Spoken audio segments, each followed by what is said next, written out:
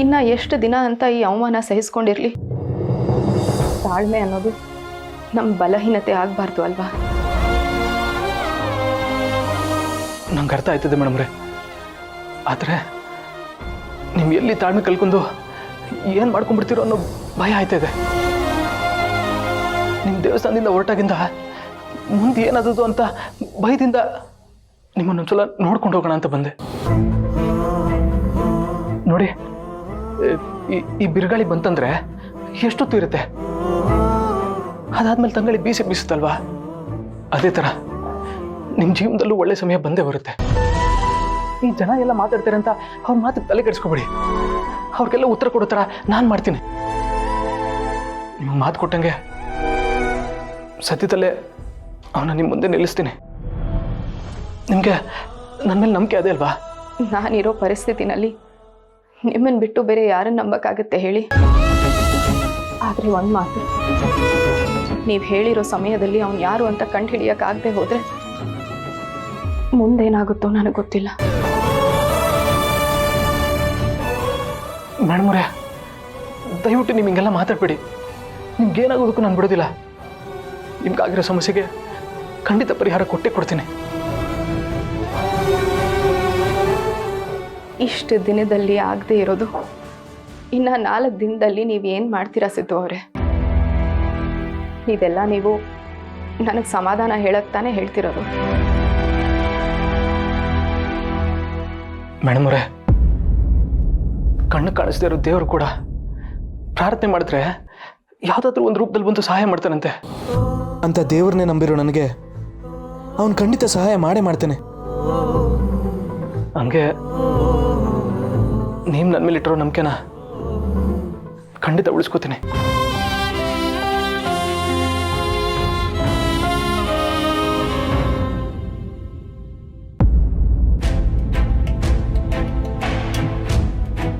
ರೀ, ಏನಾದರೂ ಒಂದು ಪರಿಹಾರ ಸಿಕ್ಕೇ ಸಿಗುತ್ತೆ. ಸ್ವಲ್ಪ ಸಮಾಧಾನ ಮಾಡ್ಕೊಳ್ಳಿ. ಅಯ್ಯೋ, ಏನೇ ಸಿಗುತ್ತೆ? ಈಗ ಸಿಗ್ತಲ್ಲ ತೆಂಗಿನಕಾಯಿ ಚಿಪ್ಪು. ಲಕ್ಷ ಇನ್ವೆಸ್ಟ್ ಮಾಡಿದ ಸೈಟ್ ಇಲ್ಲ, ಕಷ್ಟಪಟ್ಟು ಕೂಡಿಟ್ಟಿದ್ದು ದುಡ್ಡಿಲ್ಲ, ಸಾಲ ತಗೊಂಡಿದ್ದ ಬಡ್ಡಿ, ಏನೂ ಉಪಯೋಗ ಇಲ್ಲ. ಎಲ್ಲ ನೀರಲ್ಲಿ ಹೋಮ ಮಾಡಿದಾಗ ಆಗೋಯ್ತು. ರೀ, ನನಗೆ ಈಗಲೂ ಅನ್ನಿಸ್ತಿದೆ, ನೀವು ಹೋಗಿ ಸಿದ್ದೋರ ಹತ್ರನೇ ಮಾತಾಡಿ. ಅವ್ರು ಖಂಡಿತ ಸಹಾಯ ಮಾಡ್ತಾರೆ. ಲೇ, ಏನ ಮಾತಾಡ್ತೀಯ ನೀನು? ಸಿದ್ದು ಗೊತ್ತಾದರೆ ಒಂದು ಸಿಂಚನಗೆ ಹೇಳಲ್ವಾ? ಸಿಂಚನ ಬಂದು ಎಲ್ಲ ಮನೆಯವ್ರಿಗೆ ಹೇಳಿದ್ರೆ ನಾನು ಮನೆ ಕಟ್ಟೋದಲ್ಲ, ಛತ್ರನೇ ಕಟ್ಟಬೇಕಾಗುತ್ತೆ. ಇಷ್ಟಾದರೂ ಈ ರೀತಿ ಯೋಚನೆ ಮಾಡೋದನ್ನು ಬಿಟ್ಟಿಲ್ಲ ಅಲ್ಲ ನೀವು? ಇಂಥ ಕೆಟ್ಟ ಆಲೋಚನೆಗಳನ್ನು ಬಿಟ್ಟು ಸಮಸ್ಯೆನ ಹೇಗೆ ಬಗೆಹರಿಸೋದು ಅಂತ ಯೋಚನೆ ಮಾಡಿ. ನಾನು ಹೇಳಿದ್ರೆ ನಿನಗೆ ಅರ್ಥ ಆಗಲ್ಲ. ನಾವು ಮನೆ ಕಟ್ತಿದ್ದೀವಿ ಅಂತ ಇಲ್ಲೆಲ್ಲರಿಗೂ ವಿಷಯ ಗೊತ್ತಾದರೆ ಎಲ್ಲರೂ ಗಂಟು ಮುಟ್ಟೆ ಕೂತ್ಕೊಂಡು ಅಲ್ಲಿಗೆ ಬಂದ್ಬಿಡ್ತಾರೆ. ಒಬ್ಬೊಬ್ರಿಗೆ ಒಂದೊಂದು ಅಂದರು 3% ಕಟ್ಟಬೇಕಾಗುತ್ತೆ. ಈಗಾದರೆ ಕಡೆ ಪಕ್ಷ ಬಾಡಿಗೆಗೆ ಬಿಡ್ಬೋದು, ಲಕ್ಷ ಸಿಗುತ್ತೆ. ಆಮೇಲೆ ಬಾಡಿಗೆನೂ ಇಲ್ಲ, ಮಣ್ಣೂ ಇಲ್ಲ. ಏನೋ ರೀ, ನಾನು ನಿಮ್ಮಷ್ಟು ಬುದ್ಧಿವಂತೆ ಅಲ್ಲ. ಆದರೆ ನೀವು ಹೀಗೆ ಇದ್ದರೆ ಅರ್ಧ ಕಟ್ಟಿರೋ ಮನೆನ ಅವ್ರು ಪೂರ್ತಿ ಕಟ್ಟಿಸ್ಕೊಂಡು ಅಲ್ಲೇ ವಾಸ ಮಾಡೋಕ್ಕೆ ಶುರು ಮಾಡ್ತಾರೆ. ಆವಾಗ ನಿಮಗೆ ಕಾಯಿನೂ ಇರಲ್ಲ, ಕಂಟನೂ ಇರಲ್ಲ. ಯೋಚನೆ ಮಾಡಿ. ಏನೋ ನೀನು, ನಾನೊಂದು ಹೇಳಿದ್ರೆ ನೀನೊಂದು ಹೇಳ್ತೀಯ. ನಿನಗೆ ನನ್ನ ಲೆಕ್ಕನೇ ಅರ್ಥ ಆಗಲ್ಲ. ನಿಮಗೆ ತಲೆ ಬಿಸಿ ತುಂಬ ಜಾಸ್ತಿ ಆಗಿದೆ. ಸ್ವಲ್ಪ ಕಾಫಿ ಮಾಡ್ಕೊಂಡು ತೊಗೊಂಬರ್ತೀನಿ, ಇಲ್ಲೇ ಕೂತಿರಿ.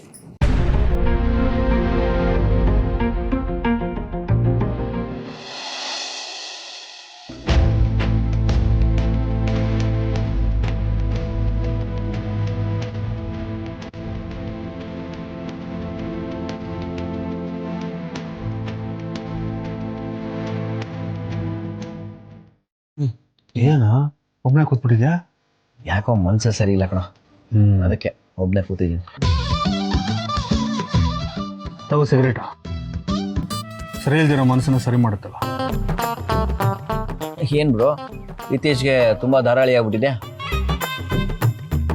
ಯಾವಾಗಲೂ ನನ್ನ ಹತ್ರ ಸಿಗರೇಟ್ ಇಸ್ಕೊಂಡು ಸೇದೋನು ಇದೇನು ಇವತ್ತು ನನಗೆ ಕೊಡ್ತಿದ್ಯಲ್ಲ ನೀನು, ಏನು ವಿಶೇಷ? 6 ವರ್ಷ ಕತೆ ಕಾಲಿಡಬೇಕಲ್ಪ.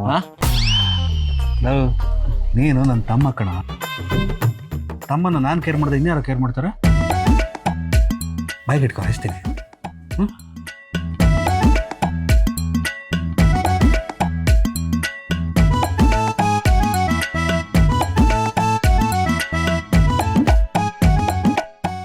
ಯಾಕೆ ಬ್ರೋ ಬೆಲ್ಲ ಊಟ ಏನಾಯ್ತು?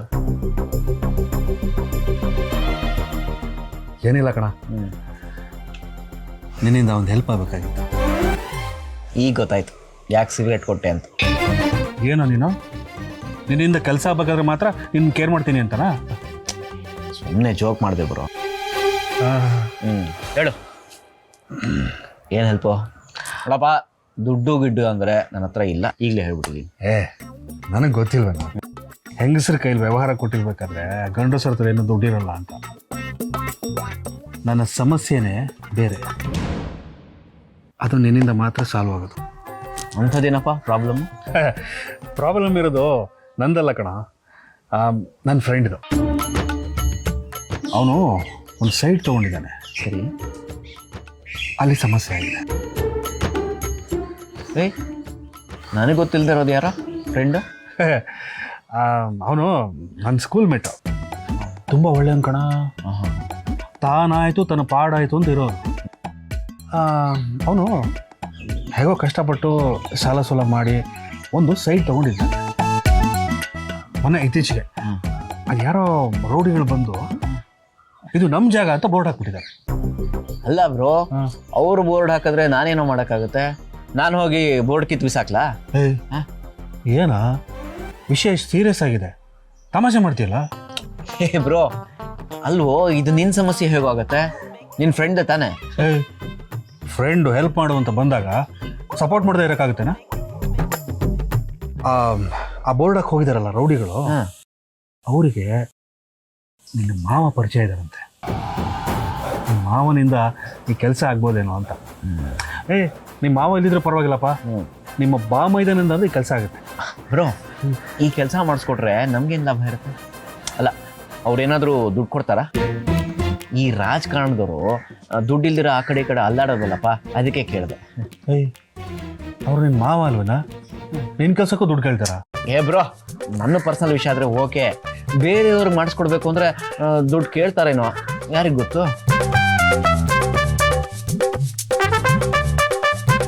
ಸರಿ, ನನ್ನ ಫ್ರೆಂಡಿಗೆ ಹೇಳಿ ದುಡ್ಡು ಕೊಡಿಸ್ತೀನಿ, ಇದೊಂದು ಕೆಲಸ ಮಾಡಿಕೊಡ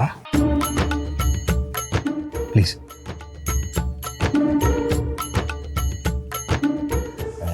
ಬ್ರೋ, ಇದೆಲ್ಲ ಯಾಕೋ ಸರಿ ಹೋಗ್ತಿಲ್ಲ ಕಣ. ನೋಡೋ, ನಿನಗೆ ಪರ್ಸನಲಾಗಿ ಪ್ರಾಬ್ಲಮ್ ಇದ್ದರೆ ಹೇಳು, ಮಾಡಿಸ್ಕೊಡ್ತೀನಿ. ಬೇರೆಯವ್ರಿಗೆ ಯಾರಿಗೂ ಮಾಡಿಸ್ಕೊಡೋಕೆ ಹೋಗಿ ಇನ್ಫ್ಲೂಯೆನ್ಸ್ ಇದೆ ಅಂತ ಅದನ್ನು ದುರ್ಬಳಕೆ ಮಾಡ್ಕೊಂಡ್ರೆ ನನಗೆ ಅವೆಲ್ಲ ಇಷ್ಟ ಆಗಲ್ಲಪ್ಪ. ನಿನ್ಗೇನಾದರೂ ಇದ್ರೆ ಹೇಳು, ನಾನೇ ನಿಂತು ಮಾಡಿಸಿ, ಬೇರೆಯವ್ರಿಗೆ ಆಗಲ್ಲಪ್ಪ. ಸಾರಿ ಹರೀಶ, ಬರ್ತೀನಿ, ನಿಂತಿದ್ರೆ ಹೇಳು. ಒಂದು ಚಿಕ್ಕ ಕೆಲಸ ಮಾಡಿಕೊಡೋ ಅಂದರೆ ಇವನು ಕೈ ಎತ್ಬಿಟ್ನಲ್ಲಪ್ಪ. ಏನು ಮಾಡೋದೀಗ? ಕೆಲಸನ ಹೆಂಗೆ ಮಾಡಿಸ್ಕೊಳ್ಳೋದು?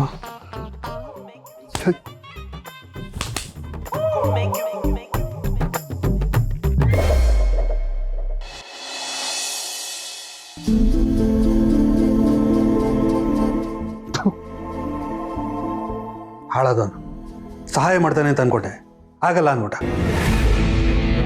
ಅವನನ್ನ ನನ್ನ ತಮ್ಮ ಅಂತ ಹೇಳ್ಕೊಳ್ಳೋದಕ್ಕೆ ನಾಚಿಕೆ ಆಗುತ್ತೆ ಕಣೆ. ಅವನನ್ನು ಯಾಕ್ರಿ ಬೈಕೋತಾ ಇದ್ದೀರಾ? ಇನ್ನೇನ ಮತ್ತೆ, ಸಮಸ್ಯೆ ಆಗಿದೆ, ನಿಮ್ಮ ಬಾಮೈದನ ಹತ್ರನೋ ಅಥವಾ ನಿಮ್ಮ ಮಾವನ ಹತ್ರನೋ ಮಾತಾಡಿ ಬಗೆಹರಿಸು ಅಂದರೆ ಆಗಲ್ಲ ಅಂತಾನೆ. ನೀವು ಮಾಡ್ಕೊಂಡಿರೋ ತಪ್ಪಿಗೆ ಅವನಿಗೆ ಯಾಕ್ರಿ ಬೈತಿದ್ದೀರಾ? ಅದಕ್ಕೆ ಹಿರಿಯರು ಹೇಳೋದು, ಯಾವುದಾದ್ರೂ ಕೆಲಸ ಮಾಡೋದಕ್ಕಿಂತ ಮೊದಲು ಒಂದು 4 ಜನರನ್ನ ಕೇಳಿ ತಿಳ್ಕೊಂಡು ಆಮೇಲೆ ಕೆಲಸನ ಶುರು ಮಾಡಬೇಕು ಅಂತ. ಕದ್ದು ಮುಚ್ಚಿ ವ್ಯವಹಾರ ಮಾಡಿದ್ರೆ ಹೀಗೆ ಆಗೋದು. ಇನ್ನೇನು ಎಲ್ಲರಿಗೂ ಟಾಮ್ ಟಾಮ್ ಮಾಡ್ಬೇಕಿತ್ತ? ನನಗೂ ಒಂದು ಸ್ವಂತವನ್ನೇ ಮಾಡ್ಕೋಬೇಕು ಅನ್ನೋ ಆಸೆ ಇರಲ್ವೇನೆ?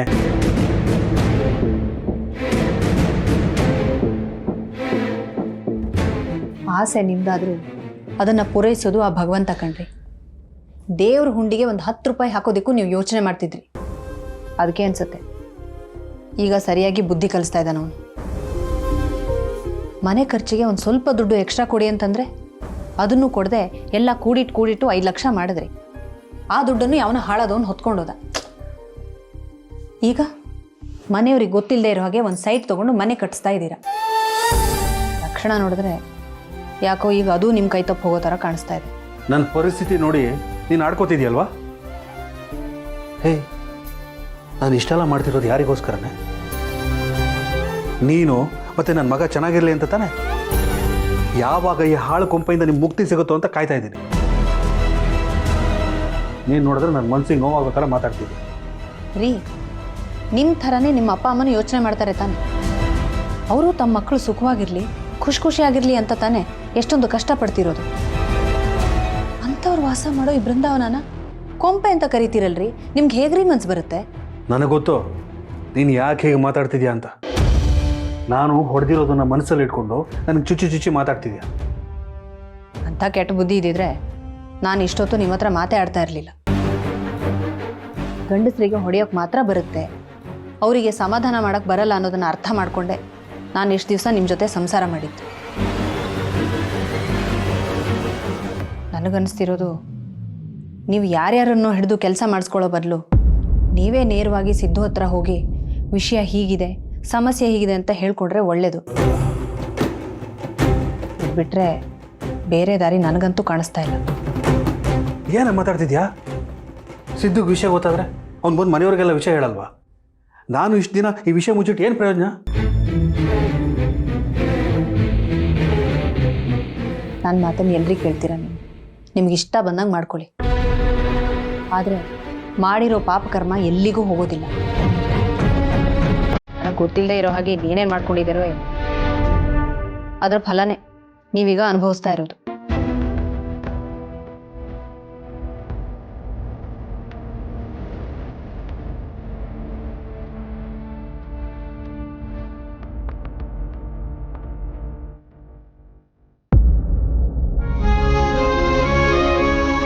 ವೆಂಕಿ, ಭಾವನಕ್ಕ ತುಂಬಾ ನೋವು ಅನುಭವಿಸ್ತಾ ಇದ್ದಾರೆ ಅಲ್ವಾ?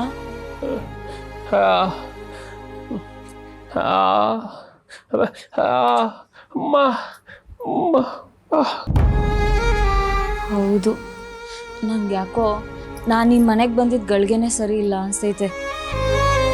ನಾನು ಬಂದ್ಮೇಲೆ ಜಾಸ್ತಿ ಕೆಟ್ಟದಾಯ್ತೈತೆ.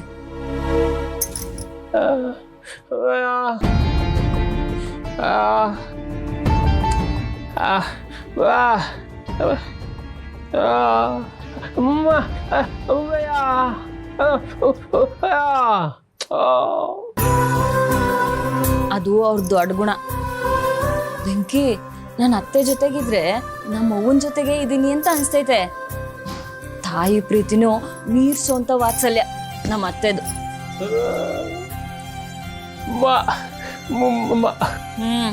ನಮ್ಮ ಅತ್ತೆ.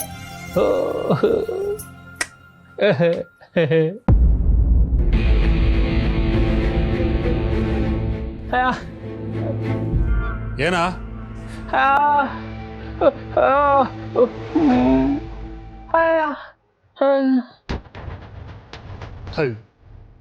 ಹೇಳೋದು ಯಾವನಿಗೆ ಅರ್ಥ ಆಗುತ್ತೆ? ಅದು ನೀವು ತುಂಬಾ ಸಪ್ಪಗೆ ಕಾಣಿಸ್ತಿದ್ದೀರಾ, ಏನಾದ್ರೂ ತೊಂದ್ರೆನಾ ಅಂತ ಕೇಳ್ತಾವ್ರೆ. ಸಮಸ್ಯೆ ಇದ್ರೆ ಪರಿಹಾರ ಮಾಡ್ಕೊಡ್ತೀಯಾ?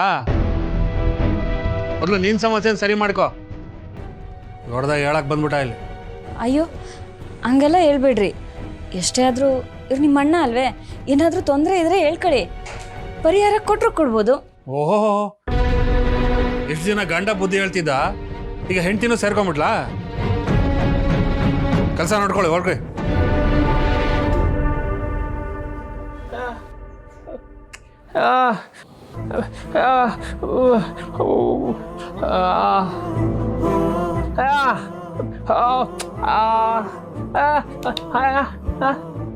ನೀನ್ ಏನು ಮಾಡೋದು ಬೇಡಪ್ಪ, ನನ್ನ ಪಾಡಿಗೆ ನಾನು ಬಿಟ್ಬಿಡು, ಆಯ್ತಾ?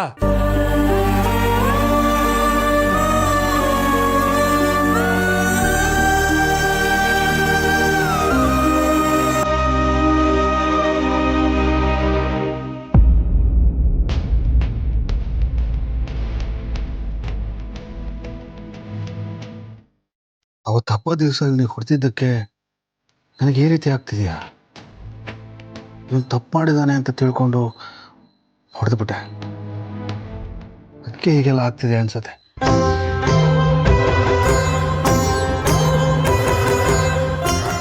ದೇವ್ರೆ, ನನಗೆ ಕ್ಷಮಿಸ್ಬಿಡಪ್ಪ. ಅವತ್ತೇನೋ ಗೊತ್ತಾಗದೆ ಇವ್ರ ಮೇಲೆ ಕೈ ಮಾಡಿಬಿಟ್ಟೆ. ನಾನು ಮಾಡಿದ ತಪ್ಪಾಯಿತು. ಇನ್ಯಾವತ್ತೂ ಇಂಥ ತಪ್ಪು ಮಾಡಲ್ಲ. ಅವನ ಹತ್ರ ಚೆನ್ನಾಗೇ ಮಾತಾಡ್ತೀನಿ. ಈಗ ನನಗೆ ಬಂದಿರೋ ಸಮಸ್ಯೆಗೆ ಒಂದು ಪರಿಹಾರ ಕೊಡು. ಇಲ್ಲದೆ ಹೋದರೆ ಇಷ್ಟು ದಿವಸ ಮಾಡಿದ್ದೆಲ್ಲ ನೀರಲ್ಲಿ ಹೋಮ ಮಾಡಿದಾಗುತ್ತೆ. ಪ್ಲೀಸ್ ತಂದೆ, ಒಂದು ದಾರಿ ತೋರಿಸು.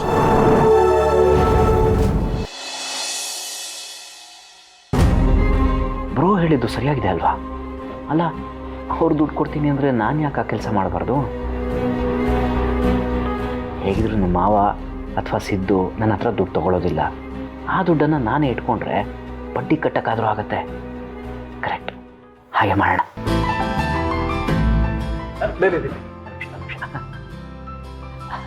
ಅದು ನಿನ್ನಿಂದ ಒಂದು ಹೆಲ್ಪ್ ಆಗಬೇಕಾಗಿತ್ತು, ಪ್ಲೀಸ್. ಏನು ನನ್ನ ಯಜಮಾನ ಇನ್ನು ಹೊಸ ಅಪ್ಲಿಕೇಶನ್ ಹಾಕ್ತಿರೋ ಹಾಗಿದೆ. ದುಡ್ಡಿನ ವಿಚಾರ ಅಂದ್ರೆ ಖಂಡಿತವಾಗ್ಲೂ ನಾನು ಸಹಾಯ ಮಾಡೋಕ್ಕಾಗಲ್ಲ. ಅಯ್ಯೋ, ಸಿದ್ದು ಮದುವೆ ಆಗೋರು ನಂಗೆ ತುಂಬಾನೇ ಕಮಿಟ್ಮೆಂಟ್ಸ್ ಇದೆ. I am Baby. Sorry baby. ದುಡ್ಡಿನ ವಿಚಾರ ಅಲ್ಲ ಬೇಬಿ. ಮತ್ತಿನ್ನೇನು? ಅದು ಅಣ್ಣನ ಫ್ರೆಂಡ್ ಒಬ್ಬರು ಒಂದು ಕಡೆ ಸೈಟ್ ತೊಗೊಂಡು ಮನೆ ಕಟ್ತಾ ಇದ್ದಾರಂತೆ. ಆ ಸೈಟ್ಗೆ ಇನ್ನೊಬ್ಬರು ಬಂದು ಈ ಸೈಟ್ ನಂದು ಅಂತ ಬೋರ್ಡ್ ಹಾಕೊಂಡ್ಬಿಟ್ಟಿದ್ದಾರಂತೆ. ಆ ಬೋರ್ಡ್ ಹಾಕ್ಕೊಂಡಿರೋರು ನಿಮ್ಮ ತಂದೆಗೆ ಪರಿಚಯ ಅಂತೆ. ಅದಕ್ಕೆ ನಿಮ್ಮ ತಂದೆಗೋ ಅಥವಾ ನಿಮ್ಮ ತಮ್ಮಂಗೋ ಹೇಳಿ ಈ ಪ್ರಾಬ್ಲಮ್ನ ಸಾಲ್ವ್ ಮಾಡಿಸ್ಕೊಡೋಕ್ಕಾಗತ್ತಾ ಅಂತ ಅಷ್ಟೇ. ಇದರಿಂದ ನಮಗೆ ಸ್ವಲ್ಪ ದುಡ್ಡು ಬರುತ್ತೆ ಅಂತ ಇಟ್ಕೋ. ಹರಿ, ನಾವ್ಯಾಕಿಂತ ಕೆಲಸ ಎಲ್ಲ ಮಾಡಬೇಕು? ಅಲ್ಲ, ಕಮಿಷನ್ಗೆ ನಾವು ಕೆಲಸ ಮಾಡಬೇಕಾ? ನಮ್ಗೆ ಅಷ್ಟೊಂದು ಕಷ್ಟ ಇದೆಯಾ? ಈ ವಿಷಯ ಏನಾದರೂ ಅಪ್ಪನಿಗೆ ಗೊತ್ತಾದರೆ ಬಾಯಿಗೆ ಬಂದಂಗೆ ಬೈತಾರಷ್ಟೇ. ಬಿಬಿ, ಅನ್ಯಾಯ ಆಗಿರೋರಿಗೆ ನ್ಯಾಯ ಕೊಡಿಸೋದ್ರಲ್ಲಿ ತಪ್ಪೇನಿದೆ ಹೇಳು? ಬೇಡ, ದುಡ್ಡೇ ಬೇಡ, ಹಾಗೆ ಕೆಲಸ ಮಾಡಿಸ್ಕೊಡಕ್ಕೆ ಹೇಳು. ಇಲ್ಲ ಬೇಬಿ, ನನ್ನ ಕೈಯಿಂದ ಕೆಲಸ ಮಾಡೋಕ್ಕೆ ಸಾಧ್ಯನೇ ಇಲ್ಲ. ಅಪ್ಪನಿಗೆ ಪರಿಚಯ ಇರೋರು ಅಂತಿದ್ಯಾ, ಹಂಗಿದ್ಮೇಲೆ ಅವ್ರು ತಪ್ಪು ಮಾಡೋಕ್ಕೆ ಚಾನ್ಸೇ ಇಲ್ಲ. ಅವ್ರ ಸೈಟ್ ಆಗಿದ್ದಕ್ಕೆ ತಾನೇ ಬಂದು ಬೋರ್ಡ್ ಹಾಕೋತಾರೆ, ಅದ್ರಲ್ಲಿ ತಪ್ಪೇನಿದೆ? ಇದು ರಿಯಲ್ ಎಸ್ಟೇಟ್ ವಿಚಾರ, ನಿನಗೆ ಗೊತ್ತಾಗಲ್ಲ. ನಿಮ್ಮ ಅಣ್ಣ ಏನೇನೋ ಹೇಳ್ತಾರೆ ಅಂದರೆ ತಲೆ ಕೆಡಿಸ್ಕೋಬೇಡ. ನಿನ್ನ ಬಿಸ್ನೆಸ್ ಬಗ್ಗೆ ಕಾನ್ಸಂಟ್ರೇಟ್ ಮಾಡು. ಬೇರೆದೆಲ್ಲ ಮಾತಾಡ್ತಾನೆ. ಅಲ್ಲ ಬೇಬಿ, ಛೇ, ಈ ಕೆಲಸ ಮಾಡಿ ಬರೋ ದುಡ್ಡಲ್ಲಿ ಬಡ್ಡಿ ಕಟ್ಟಿ ಬಚಾವಾಗೋಣ ಅಂದರೆ ಇವಳು ಒಪ್ತಾನೆ ಇಲ್ವಲ್ಲಪ್ಪ. ಕರ್ಮ, ನನ್ನ ಹಣೆ ಬರೋ ಸರಿ ಇಲ್ಲ ಅಂದರೆ ಯಾರು ತಾನೇ ಏನು ಮಾಡೋಕ್ಕಾಗತ್ತೆ? ದೇವರೇ, ನಿನ್ನೆ ಕಾಪಾಡಬೇಕು.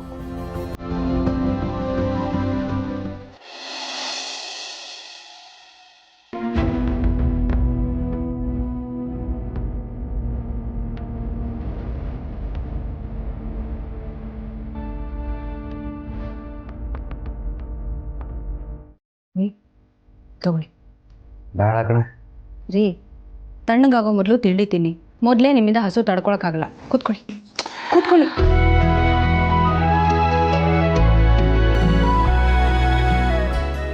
ಮನೆ ಸೈಟು ಎಲ್ಲ ಹೊತ್ಕೊಂಡು ಹೋಗ್ತಿದೆ. ನಿಮಗೆ ತಿಂಡಿ ಬೇಡ ಕಣೆ. ಹಾಗಂತ ಕೋಪ ತಾಪನೆಲ್ಲ ಊಟ ತಿಂಡಿ ಮೇಲೆ ತೋರಿಸಿದ್ರೆ ಎಲ್ಲ ಸರಿ ಹೋಗ್ಬಿಡುತ್ತಾ? ಮೊದಲು ತಿಂಡಿ ತಿನ್ನಿ, ಆಮೇಲೆ ಇದರಿಂದೆಲ್ಲ ಹೇಗೆ ಹೊರಗೆ ಬರೋದು ಅಂತ ಯೋಚನೆ ಮಾಡೋಣ. ಬೇಡ ಕಣೆ. ರೀ, ನೀವೀಗ ಊಟ ತಿಂಡಿ ಬಿಟ್ಟು ಕೂತ್ಕೊಂಡ್ರೆ ನಿಮ್ಮ ಆರೋಗ್ಯದ ಗತಿ ಏನಾಗಬೇಡ ಹೇಳಿ. ಆಮೇಲೆ ಗ್ಯಾಸ್ಟ್ರಿಕ್ ಬರುತ್ತೆ, BP ಬರುತ್ತೆ, ಶುಗರ್ ಬರುತ್ತೆ. ಅದಕ್ಕೆಲ್ಲ ಒಂದು ರಾಶಿ ಮೆಡಿಸಿನ್ಸ್ ತೊಗೋಬೇಕು. ಆಮೇಲೆ ಬೇಡದಿರೋ ಒಂದಷ್ಟು ಖರ್ಚುಗಳು. ಇದೆಲ್ಲ ಬೇಕಾ? ಸುಮ್ಮನೆ ಏನೇನೋ ಹೇಳಿ ಹೆದರ್ಸ್ಬೇಡ ಕಣೆ. ಈಗ ಆಗಿರೋ ಖರ್ಚೆ ಸಾಕು. ನಾನೆಲ್ಲರೂ ಹೆದರ್ಸ್ತಿದ್ದೀನಿ, ಇರೋ ವಿಷಯನ ಹೇಳ್ತಿದ್ದೀನಿ. ನೋಡಿ, ನಿಮ್ಮ ಒಣ ಜಂಬನ ಬಿಟ್ಟು ಹೋಗಿ ಸಿದ್ದು ಹತ್ರ ಮಾತಾಡಿ. ಅವನು ಏನಾದರೂ ಒಂದು ಪರಿಹಾರ ಕೊಟ್ಟೇ ಕೊಡ್ತಾನೆ. ಅವ್ನು ತುಂಬ ಒಳ್ಳೆಯವನು. ನಾನು ಆವಾಗಿಂದ ಇದನ್ನು ಬಡ್ಕೋತಾನೇ ಇದ್ದೀನಿ. ನೀವು ಮಾತ್ರ ಕಿವಿ ಮೇಲೆ ಹಾಕೋತಾನೆ ಇಲ್ಲ. ನೀನು ಹೇಳೋದು ಸರಿ ಕಣೆ. ಆದರೆ ಸೈಟ್ ನಂದು ಅಂತ ಸಿದ್ದು ಗೊತ್ತಾಗ್ಬಿಟ್ರೆ ಏನೋ ಭಯ. ಆಮೇಲೆ ಒಂದೋಗಿ ಇನ್ನೊಂದು ಆಗ್ಬಿಟ್ರೆ ಏನು ಮಾಡೋದು? ರೀ, ಈ ವಿಷಯ ಮನೆಯವ್ರಿಗೆ ಗೊತ್ತಾಗ್ಬಿಟ್ರೆ ಅನ್ನೋ ವಿಷಯನ ಪಕ್ಕಕ್ಕಿಡಿ. ಮೊದಲು ಕಷ್ಟಪಟ್ಟು ಕೊಂಡ್ಕೊಂಡಿರೋ ಸೈಟನ್ನು ಉಳಿಸ್ಕೊಳ್ಳೋದ್ರ ಬಗ್ಗೆ ಯೋಚನೆ ಮಾಡಿ. ಇಲ್ಲಾಂದರೆ ಇಷ್ಟು ವರ್ಷ ಕಷ್ಟಪಟ್ಟಿದ್ದೆಲ್ಲ ಹೊಳೆಯಲ್ಲಿ ಹುಣ್ಸೆಣ್ಣು ತೊಳ್ದಂಗೆ ಆಗುತ್ತೆ. ಹಾಗೆಲ್ಲ ಆಗಕ್ಕೆ ಬಿಡಲ್ಲ ನಾನು. ಒಂದು ಟೀ ಕುಡಿದ್ರೆ ಖರ್ಚಾಗುತ್ತೆ ಅಂತ ಕೂಡಿಟ್ಟು ದುಡ್ಡಲ್ಲಿ ತೊಗೊಂಡಿದ್ದು ಸೈಟ್ ಅದು. ಅದಕ್ಕೆ ಹೇಳ್ತಿರೋದು ರೀ, ಹುಡುಕ್ತಾ ಇರೋನಿಗೆ ಒಂದು ಹುಲ್ ಕಡ್ಡಿನೂ ಆಸರೆ ಆಗುತ್ತಂತೆ. ಈಗ ಸಿದ್ದು ಹತ್ರ ಹೋಗಿ ಮಾತಾಡೋದ್ರಿಂದ ಕಳ್ಕೊಳ್ಳೋದು ಏನೂ ಇಲ್ವಲ್ಲ. ಮೊದಲು ಇದರಿಂದ ಆಚೆ ಬರೋಣ. ಮನೆಯವ್ರಿಗೆ ಏನೋ ಒಂದು ಹೇಳ್ಕೊಂಡ್ರಾಯ್ತು ಆಮೇಲೆ. ಸರಿ ಕಣೆ, ಅದೇನಾಗುತ್ತೋ ಆಗಲಿ, ನಾನು ಹತ್ರ ಮಾತಾಡ್ತೀನಿ. ಸರಿ, ಬೇಗ ಬೇಗ ತಿಂಡಿ ತಿಂದು ಹೋಗಿ ಸಿದ್ದು ಹತ್ರ ಮಾತಾಡಿ. ಸರಿ.